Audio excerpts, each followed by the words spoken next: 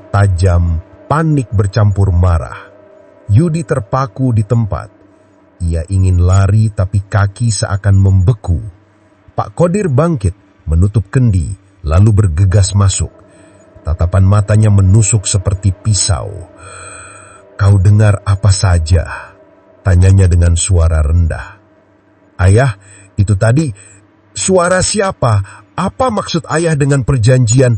Kenapa ada darah?" Yudi gemetar. Pak Qodir menarik napas panjang. Wajahnya yang biasanya ramah kini berubah muram. "Kamu belum siap tahu semua ini." "Ayah," suara Yudi lebih keras. "Aku sudah lihat bayangan itu. Aku dengar bisikan di gudang. Aku bukan anak kecil lagi, ayah. Ayah harus jujur." Hening sejenak. Angin malam membawa bau durian yang menyengat. Akhirnya, dengan suara serak, Pak Qodir mulai bercerita. "Belasan tahun lalu, sebelum warung ini ramai, aku hampir bangkrut. Usaha sop buahku tidak laku, pelanggan sepi, utang menumpuk. Aku putus asa. Malam itu, aku berjalan sendirian ke kebun tua di pinggir kota. Katanya, di sana ada penunggu yang bisa memberi apa saja, asal kita berani bayar harga." Mata Yudi membesar. Di bawah pohon beringin besar, aku bertemu sosok hitam. Matanya merah, sama seperti yang kau lihat. Ia menawarkan buah segar yang tak pernah habis, pelanggan yang tak pernah sepi. Tapi dengan syarat, setiap malam, aku harus memberinya darah. Darah hewan, darah manusia, apapun asal darah segar. Itu perjanjian kami. Yudi mundur, wajahnya pucat. Jadi, semua buah di gudang berasal dari makhluk itu. Pak Qodir menunduk. Ya, buah itu bukan dari kebun manusia. Mereka buah goib. Segar, manis, tak pernah busuk. Itulah yang membuat pelanggan ketagihan. Tanpa itu, warung kita tidak akan sebesar ini. Yudi merasa perutnya mual. Ia teringat wajah pelanggan-pelanggan yang tertawa, anak-anak yang lahap makan mangga, ibu-ibu yang memuji sop durian. Semua tanpa tahu bahwa ada darah di balik rasa manis itu. Dan darah yang ayah berikan setiap malam, suaranya bergetar. Pak Qodir menutup mata. Awalnya ayam, kambing, tapi lama-lama itu tidak cukup. Makhluk itu haus lebih banyak. Kadang aku harus memberi darahku sendiri. Ia membuka lengan bajunya. Terlihat bekas sayatan tipis, masih baru, meneteskan sedikit darah kering. Yudi ingin berteriak, tapi suaranya tercekat. Kenapa ayah lakukan semua ini? Untuk kita, seru Pak Qodir, matanya berkaca-kaca. Untukmu, untuk ibumu, supaya kita hidup sejahtera. Kau pikir semua ini datang begitu saja? Tidak, Yudi, ini harga yang harus kubayar. Suasana hening, hanya suara jangkrik terdengar. Namun tiba-tiba, hawa dingin kembali menyelimuti. Bayangan hitam muncul di dinding rumah, merayap ke arah mereka. Lebih banyak darah, lebih banyak jiwa. Perjanjian harus ditepati. Pak Qodir gemetar. Ia menatap Yudi dengan mata penuh ketakutan. Kau lihat, dia selalu mengawasi. Aku tak bisa kabur, Yudi. Tak ada jalan keluar.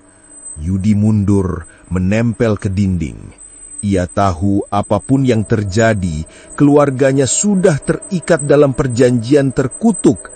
Dan semakin lama warung itu ramai, semakin besar pula haus makhluk itu. Malam itu, Yudi tidak bisa tidur.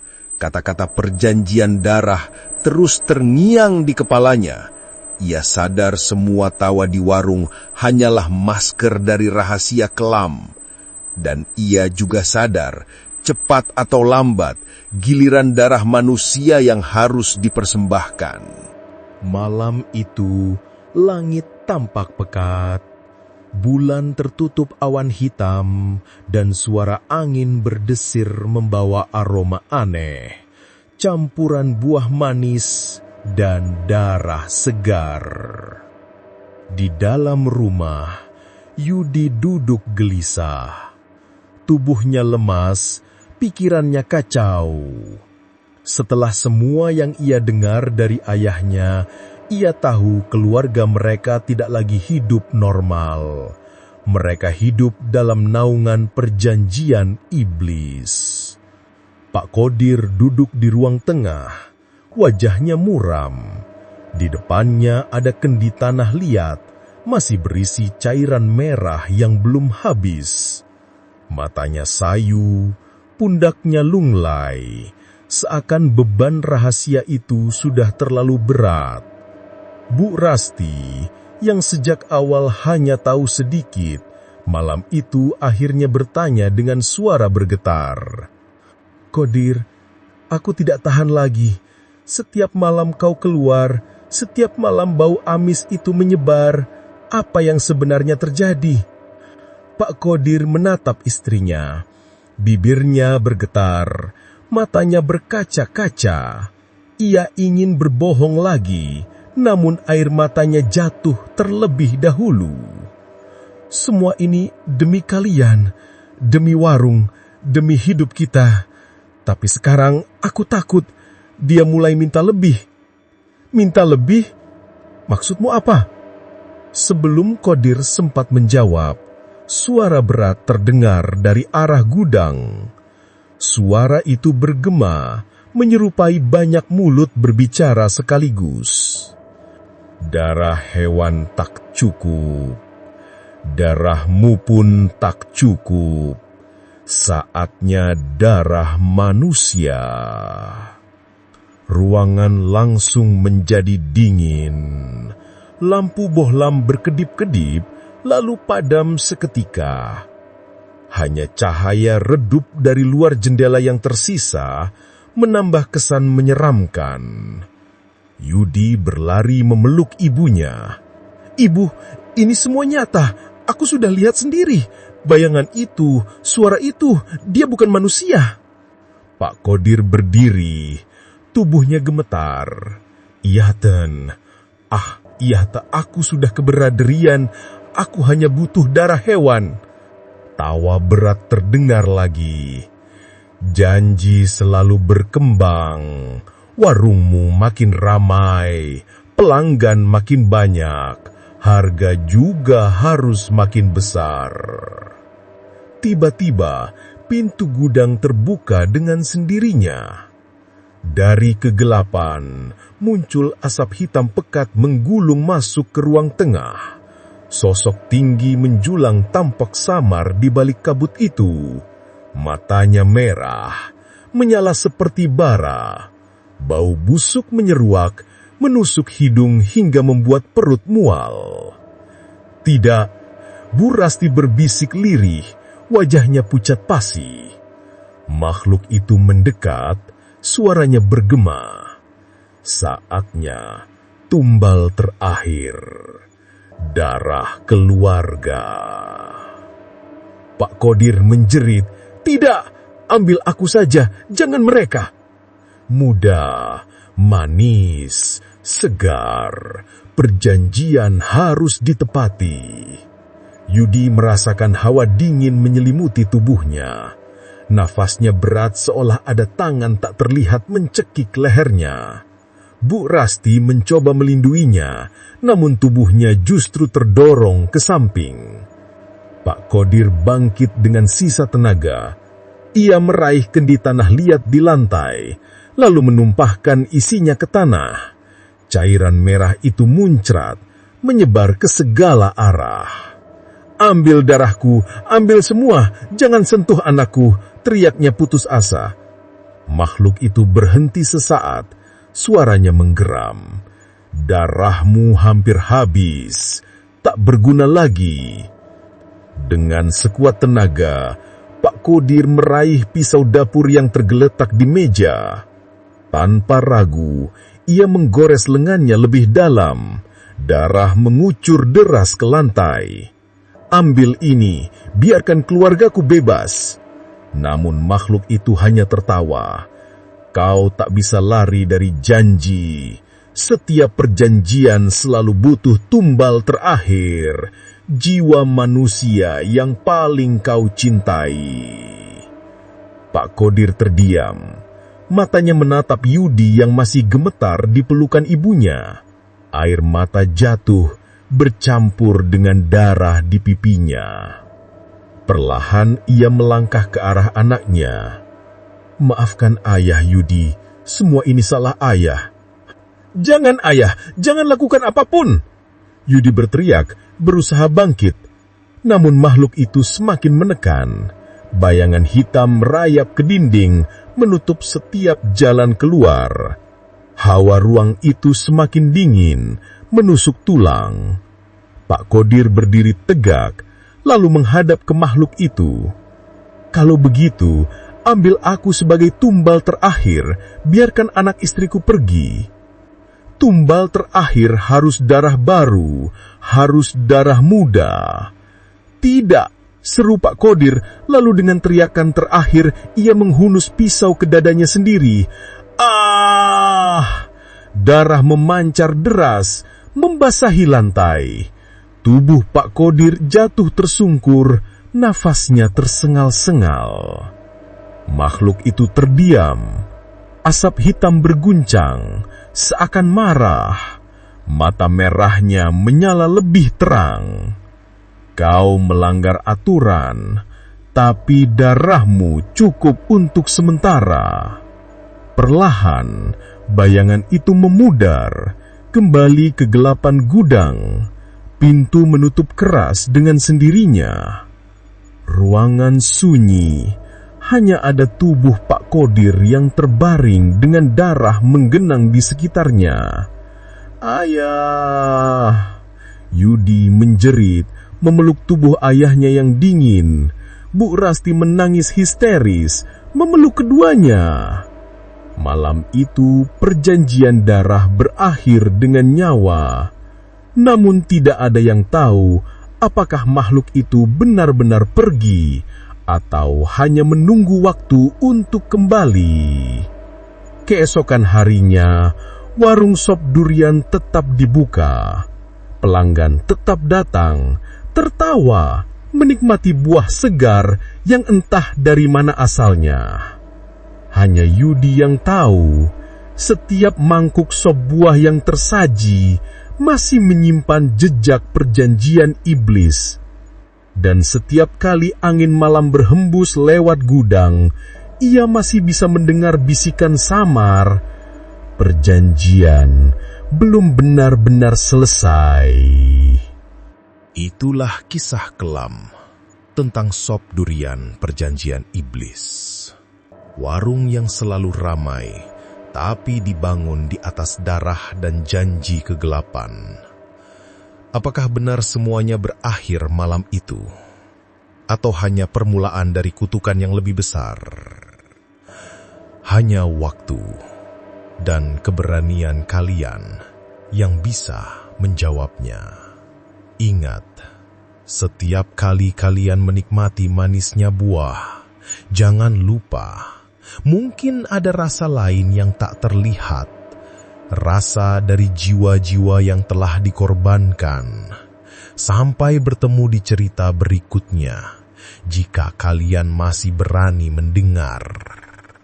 Salam horor dari hantu bisu.